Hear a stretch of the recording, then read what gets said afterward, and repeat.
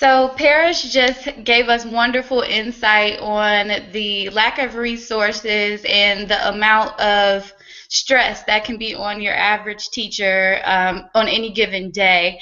And Sherelle, my question for you is, how important are educational foundations and nonprofits when you listen to what Parrish just said? What does it make you think of in relation to your work? I think it's very, very important because it's very needed. It's only so much a teacher can do. So while they have that student or in that child for 8 hours, they're learning so much. But when they leave out that school, what are they going to? And in society today, is so many things that children can get accustomed to that's not positive.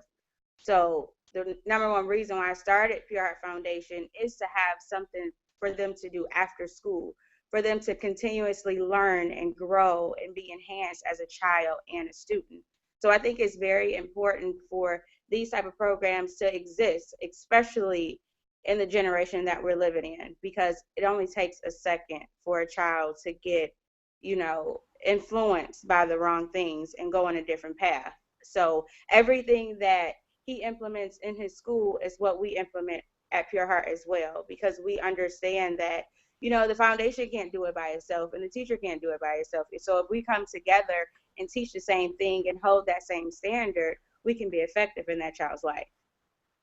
Could you explain the type of programming that your organization provides for anybody who's watching or listening? Yes, one of our most popular programs that we're offering is called Hear My Voice. And Hear My Voice is a literacy and creative writing program that focuses on poetry. So we teach the student various types of poetry, and what it does is allows them to express themselves emotionally, and it fosters youth coming together, learning how to communicate while expressing themselves. And after the program is ran, we conclude it with an open mic. And what that does is we allow the students to showcase all of their work that they learned to the community and their parents. So that's one of our programs. And so, do you all service just DPS schools, charter schools, Southfield schools, or where do you all get your students from? So far, we have just been servicing DPS schools, but we are branching off to charter schools. The goal is to expand, of course, so we will be servicing those students, but we really wanted to make sure that we got those students in DPS who really, really need that extra educational assistance. Awesome, awesome. Jazz, did you have a question? I did. Just to piggyback off what Parrish was saying a little earlier in the first half of the webinar, I guess I didn't realize how much it takes for someone to say, hey, I'm going to be an educator. I'm so passionate about this, and I don't care that I have 30 to 40 students at it, and spending your own money and all that kind of stuff. So my question is, at what point do you think, like, obviously it would be better to educate 24 students, right? Mm. But there's times where you might be faced with 40 students. Is the education level, do you feel like you're really educating when you have a classroom full of 40 students versus 24? Like, to me, it seems like it will become more of a daycare. And someone as passionate as you are, there's only so much you can do because you have 40 minds that you're trying to keep busy and occupied and educated. So I guess I just want to know, how do you make a difference in a classroom of that size? Right. So just being completely transparent, I don't think that I'm a super teacher at all. Like, I just feel like I pray, I ask God to give me the things I need to give to my students, and I have faith that that happens. But I can honestly say that teaching the classroom of 20 is definitely different than teaching the classroom of 40. In that classroom of 20, I would say at least 17 of those 20 students will be learning. And by learning, I would say like they're actually grasping the concept, they're actually able to apply it to a real world situation. They can do this and they can do that. But in a classroom of 40, I don't think that it's possible to make sure that every child in the classroom is learning. because at that point you just want to make sure that everybody's sitting down, everybody is quiet, everybody is listening. But learning with 40 is real difficult to actually say that every child in that room is learning. You make a excellent point with that. So, is that the problem that you think most DPS schools are faced with, like overcrowded classrooms, 40 plus students, and just simply not enough teachers to really not only have the resources to teach them, but to have the actual capacity to do so with the amount of students that's in their classroom? Yes, like I definitely think that that's one of the main components is that, so first, a lot of schools are just, they just want to make sure that they have students in the building so they can get whatever funding they need to get from the government, not necessarily being equipped with the correct amount of teachers to teach all of these children. That's how classrooms become overcrowded, because you wanted all of these kids on school for count day, and you're just so worried about making sure that we have this number of kids for count day so we can get this amount of money. But then after count day, you're not worried about where is this child going to go, what classroom is this child going to sit in, what desk do we have available for this child. You just wanted to get the money for that child, and then after we got the money, the education that that child is receiving isn't as top notch as it should be. Wow, that's so heavy. Like, you left us speechless multiple times throughout this webinar. We definitely thank you for all that you do for DPS and all your students. Just thank you for joining us, for sure. Oh, thank you. Thank you for inviting me and just giving me the opportunity just to like try to provide insight to the daily life of what a teacher and what just anybody involved in education has to deal with. And I just want to say that I really like the nonprofit that Sherelle has, because she's absolutely correct. When students leave school, they really don't have anything else to do. So programs like hers and programs that also like cater to children, like that's what we need, and we need more of those in urban areas, because the kids, they really don't have anywhere to go. They go home, either they go to their rooms, they go outside, they get caught up in something else crazy because they don't have those type of programs and those type of opportunities to channel their energy into something positive. Mm-hmm. Parrish and Sherelle, both for you. I know you see on the news, we've all seen it, and we're down here in Georgia and Missouri, and we see these deplorable conditions that teachers are being forced to teach in, students are being forced to learn in, the lunch rooms that the cooks are being forced to use to prepare meals for children. What is it like that everywhere? Because that's what we're seeing on the news, of course. And do you feel like there has been too much light shined on just one school or one place that's kind of putting other schools that are doing well or doing the right thing on the back burner? Right. So, well, I've been fortunate enough to work in schools that don't have those type of conditions that we have seen on the internet, we have seen on the news. Like, I have never worked in a building with mushrooms growing out of the gym. I have never worked in a building with like mold coming from the ceiling. But I do have colleagues and other friends who do complain about these type of working conditions. Me personally, myself, I've never been in that type of situation. Now, the buildings that I have worked in, they haven't been perfect. Of course, we may have had like a rodent issue in the wintertime, or, you know, like something is coming down from the ceiling. But like that is just like normal wear and tear of what a normal building would like go through. But I've never been in a place where it's just been that crazy as compared to what we've been seeing in the news and on the internet. So I do think that too much light is being shedded on those negative conditions opposed to some of the good things that are going on. Because when that happens, like, you have everybody thinking, so everybody that's not from Detroit probably thinks that every school in Detroit looks like this type of craziness, but that's not even the case. So I do believe that they don't shed enough light on those good things that are happening in the city.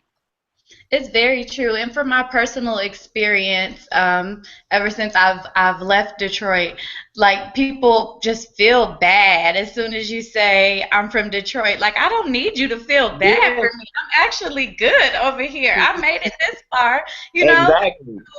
it's hard when you see such negative things on TV, whether you're from Detroit or you're from West Bloomfield. All of it's a reflection of what each other, like at this point, because they see Detroit, they think everything, like everything's Exactly. bad, everything has a like a dog walking down the street, like in the alley, and everything's creepy and all this other stuff, and it's just not true.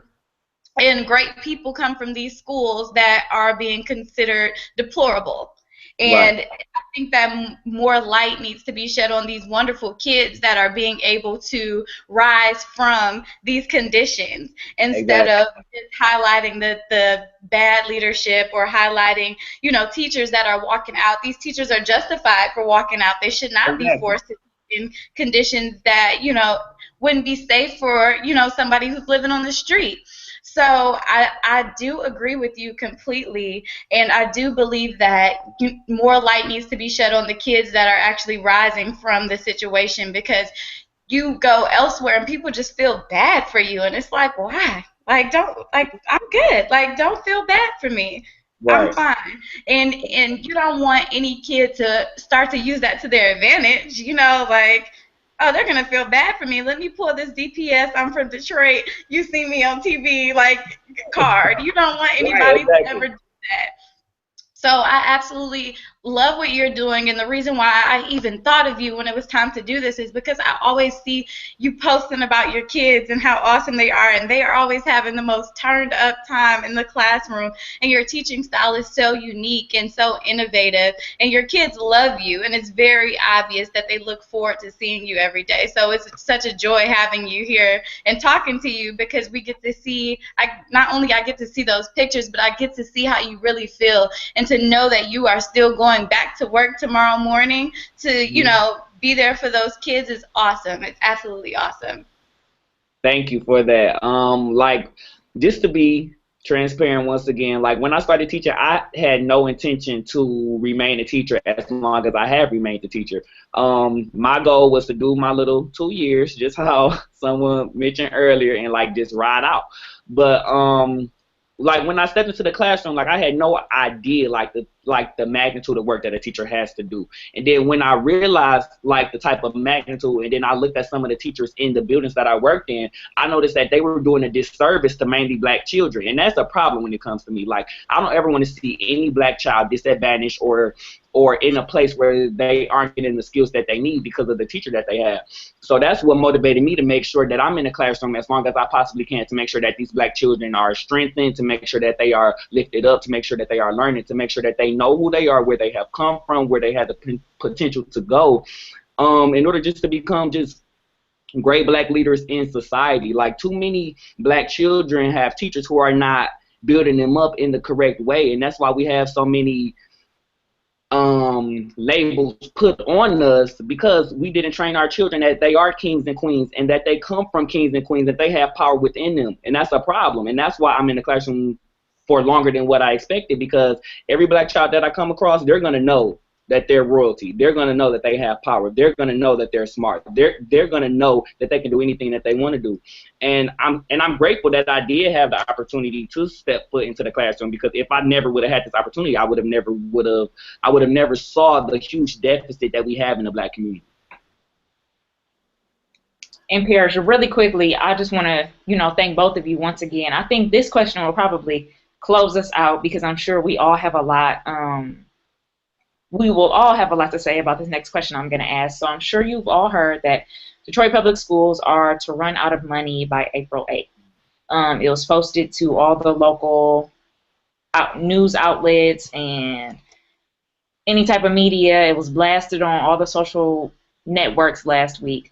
So I thought this was not perfect timing, but in the, just in time for this webinar so we could talk about it. So I pulled up one of the articles that I read, because I tried to memorize it, but that didn't work out, so I'm just going to read it. It says, Detroit Public Schools are quickly running out of cash. It's so bad the district may not be able to pay teachers after April 8th unless lawmakers greenlight $50 million in aid. Now, the school system's new manager is urging lawmakers to take action. And I'm going to skip to another paragraph that says, Meriwether says DPS, which is hundreds of millions in debt, closed 150 schools. reduced positions by $10,000, and every teacher is now making less than they did 6 years ago. And they've already loaned the city $10,000 each. That's $50 million. So I just want to get both of your thoughts on this. Like this is just like a tough situation just altogether. For one, no matter how passionate someone is, no matter how much love they have for this, no matter how much conviction they have to do this, people have needs, people have families, they have lives, you have things that you have to take care of. And if I can't get paid past a certain day, I can't honestly say that I'm gonna still be in that classroom. Because honestly, who's gonna take care of my house? Who's gonna take care of me? Who's gonna take care of my children and my family if I don't have a job that's paying me to get these things done? And that's kind of hard to say, being that, like teachers love their students, teachers love what they do, but honestly, in the real world, we all know this, you need to get paid in order to make sure that you are surviving. And I'm just being hopeful and being optimistic that lawmakers will like step in and, do what they need to do to make sure that teachers can still get paid after April 8th. Because if school has to end in April, that's 2 months of instruction that students are missing to get them prepared for the next grade. So even if students do leave the district of DPS and go to different schools elsewhere, they're going to be so far behind because they didn't finish out the year getting the instruction that they needed.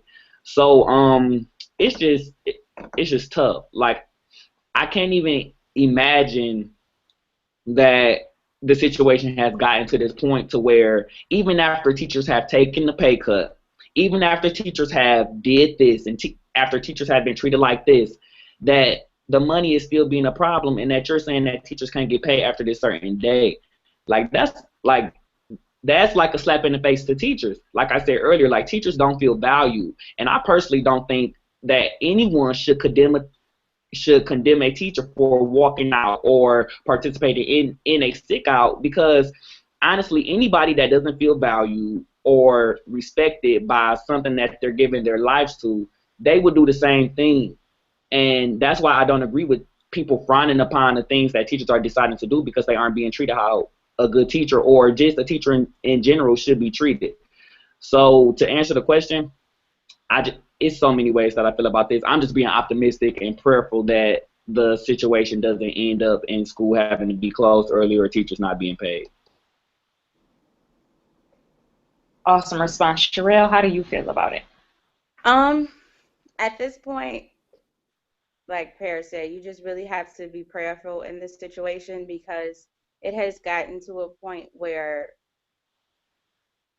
like, you just don't know. Like, I really don't even know how to explain how I feel, because I'm not an educator, but I work closely with children, and I can see how, it not only affects the teachers, but it affects the students. And I don't think people realize how much what the government has going on affects us in a tremendous way. And I just hope that everything works out for the good for the teachers, and as well as the students. And I think that just to go back, like, really, really quick to that last question, I think that the schools that are in good standing are not being highlighted as they should, but we have to remember schools should be in good standing. That's something that is a norm. And, like, for example, Spain, DMC had bought that school and was going to add to their hospital. And when Ellen donated, they had to give that school back. And Spain is one of our predominant, performing arts school for elementary and middle school students. And I believe that it was splattered on the media because it needed to be recognized. Because if it wasn't, it was going to turn into a patient care tech with DMC. And just to give you an example, when we went to Marcus Garvey to help with their school restoration project, the principal said, no, we're in perfect shape. Our students are great. But an area that we are lacking in is uniforms. Half of our students can't come to school with uniforms. So if you guys could fundraise on the behalf of us getting uniforms, then we'll be great. But our school is in top cold. So I believe it goes hand in hand. But without that exposure, a change wouldn't have been made. So I think that with the teachers, doing the strikes and finally making some noise will have to be the reason why a difference is being made, because at this point we can't be silent. I agree. I agree 100%. We have a few more minutes. Ladies, if you have any questions, or Sherelle and Parrish, if you want to add on to anything or piggyback off of a previous statement that someone said, because we kind of want to end on time. Anyone has anything else that they kind of want to elaborate on? I just had a thought, and I don't know where this thought is really going to go, but I'm going to put it out there. Considering the state that Michigan is in with Flint and the water crisis, and then Detroit Public Schools, do you guys feel like our lawmakers are ignoring Michigan to a certain extent? It seems like the things that are happening in Michigan should never happen in the United States, but they're happening in Michigan, and nothing's being done about it. That is very unsettling to me, and I just wanted to get you guys' thoughts on it.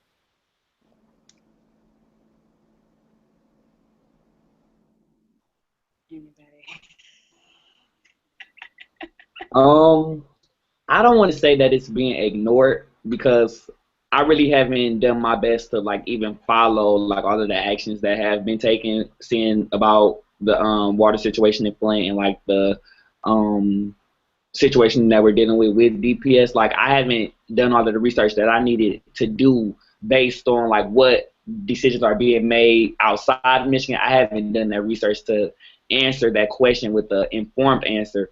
But I do believe that, just how you said, like nothing like this should ever be happening in the United States in 2016. But think about it. We have thousands of things that's happening in the United States in 2016 that should never be happening in any place, period. But as far as lawmakers like not making the right decisions, it's tough. I don't think that they are, but I can't, like my uh, opinion isn't as informed as it should be on that topic. Okay, that's fair. I think that Michigan and Detroit are both very much so examples for the rest of the world, the rest of the United States. It's so funny, like I said before, people like to feel bad when they hear about the things that are going on, but a lot of cities don't recognize that this can happen anywhere. Um, Literally, the economy can crash anywhere. What happened in 2008, 2007 can happen anywhere. What's happening with our schools can happen anywhere. And so when we always have to hear about how, people feel bad and I can't go to Detroit, and is it safe to go up there? It's really what's happening here can happen anywhere. And so I think that that's one of the biggest things that we should all take away from the situation that is going on in Detroit with Detroit Public Schools. If people don't learn from what's happening to us, then it's going to happen to them. You have to take it as what it is. Sometimes you're putting somebody's life to be a lesson in their life. Sometimes what's happening to us right now is a lesson for somebody else. And people, I hope they're paying attention to what we're doing and what our successes and failures are as a city, so that they know how to proceed with the things going on in their communities as well. Bree, I definitely agree with what you are saying. Like people do like need to take note and realize the type of things that have happened here and how to avoid those situations for whatever place. Because like you said, these things can happen anywhere. Like it isn't only exclusively that this can happen only in Detroit. And just how you said, like I hate when I tell somebody I'm from Detroit and they give me the face like, oh, like what? No, like chill out. Like you don't, right? Playing the violin, like you don't have to do that. Like you don't have to feel sorry for Detroit. What you need to do is take note and realize that just because your city or your state isn't going through these same situations right now, that it's a possibility in the future that through bad decisions that it can be your city or your state. So I definitely agree with you, Bree. Sherelle, do you have anything you want to add before we close? I don't. I think that you guys all made valid points, and I agree with you all. Great. Danny, do you want to close us out? I will. I just want to say I'm not being biased, but I think this was the best webinar we have had to date. I think that you two were the perfect guest speakers, and you really were very transparent, kept it real, shared your experiences without being biased at all. So for all of our viewers who tuned in, I think they were definitely in for a treat, and I hope that they were enlightened because you two are both very invested in what you do. Sherelle with your after-school program, Paris with you being an educator. So on behalf of me, Bree, and Jazz, we just want to say thank you so much for taking the time out of your day to share that with our viewers, to share it with us. We are forever thankful, and please email me your mailing addresses to the Detroit Speaks Gmail account once we're off of this webinar. But I just want to say thank you again, ladies. If you had anything to say, or I don't know if I kind of summed it up. Thank you so much. I am about to take us off air.